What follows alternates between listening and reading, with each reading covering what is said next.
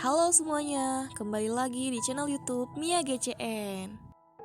Pembahasan kali ini yaitu mengenai paradigma postpositivisme dan analisis kasus fenomenologi. Sebelumnya, apa itu paradigma?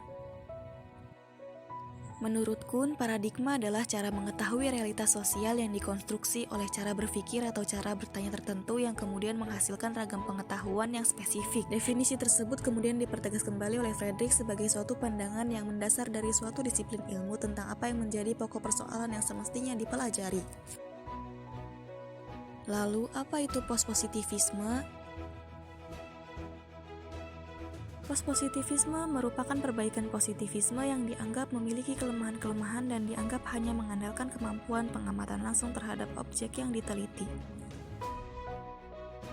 Mengenal sejarah postpositivisme. Postpositivisme muncul pada tahun 1970 sampai 1980-an karena gugatan-gugatannya mengenai kebenaran positivisme. Pemikiran ini muncul dengan sejumlah tokohnya seperti Karl R. Popper, Thomas Kuhn, para filsuf mazhab Frankfurt, Vera Ben, dan Richard Rorty. Paham ini menentang positivisme dengan alasan bahwa tidak mungkin menyamaratakan ilmu-ilmu tentang manusia dengan ilmu alam. Karena tindakan manusia tidak bisa diprediksi dengan satu penjelasan yang mutlak pasti, sebab manusia selalu berubah. Asumsi dasar atau ciri postpositivisme. Yang pertama, fakta tidak bebas nilai melainkan bermuatan teori. Yang kedua, fasibilitas teori di mana tidak satupun teori dapat dijelaskan lewat bukti-bukti empiris. Yang ketiga, fakta tidak bebas melainkan penuh dengan nilai. Yang keempat, interaksi antara subjek dan objek penelitian.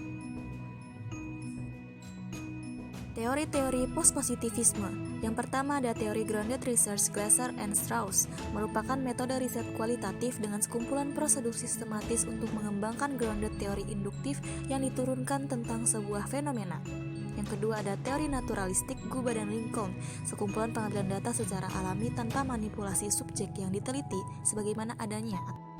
Yang ketiga adalah teori spiral of silence menurut Noelle Neumann, teori media yang lebih memerhatikan pandangan mayoritas daripada pandangan minoritas.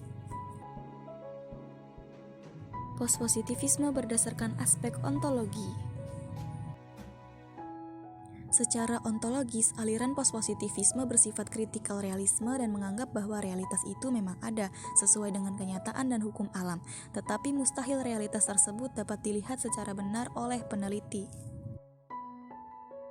Postpositivisme berdasarkan aspek epistemologi. Secara epistemologis, aliran postpositivisme meyakini bahwa subjek tidak mungkin dapat mencapai atau melihat kebenaran apabila pengamat berdiri di belakang layar tanpa ikut terlibat dengan objek secara langsung. Oleh karena itu, hubungan peneliti dengan realitas yang diteliti tidak bisa dipisahkan, tapi harus interaktif dengan subjektivitas seminimal mungkin. Postpositivisme berdasarkan aspek metodologi. Secara metodologis, aliran postpositivisme bersifat eksperimental atau manipulatif yang dimodifikasi. Pendekatan eksperimental melalui observasi tidaklah cukup, tetapi harus menggunakan metode triangulation, yaitu penggunaan bermacam-macam metode sumber data peneliti dan teori. Pembahasan mengenai fenomenologi.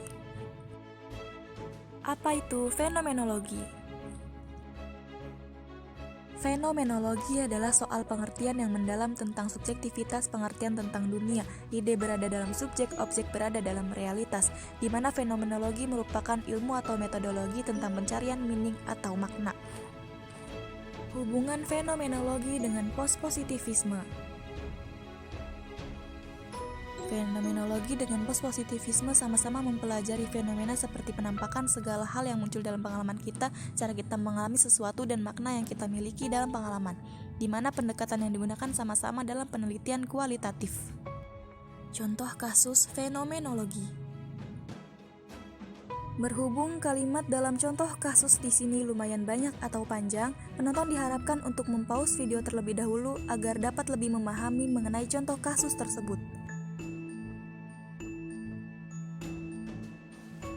Lanjut ke analisis kasus. Pembahasan efektivitas pelayanan informasi internal kampus melalui pemanfaatan media interaktif berbasis Artom secara tegas mengarah ke berbagai persepsi yang tumbuh dan berkembang seputar dinamika mahasiswa dalam kehidupan kampus dan berkaitan dengan aktivitasnya dalam memperoleh serta mengolah informasi. Analisis pertama, teknik wawancara. Di dalam kasus tersebut, peneliti mendapatkan informasi mengenai problematika utama lembaga pendidikan tinggi yang terletak pada perimbangan pelayanan informasi dan tolak ukur kepuasan dengan mewawancarai 27 mahasiswa FISIP Universitas Merdeka Malang sebagai informan utama. Yang kedua, ada teknik observasi. Peneliti mengamati kasus berdasarkan apa yang dilihat, didengar, dan dirasakan, di mana peneliti memasuki tahapan implementasi teknologi AR dalam bentuk yang nyata, dipandu oleh mahasiswa Universitas Merdeka Malang dengan didampingi komunitas JITC Malang.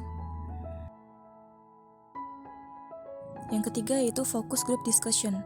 Peneliti mengadakan diskusi bersama dengan mahasiswa sebagai informan utama bahwa masing-masing menempatkan logo resmi kampus sebagai top of mind.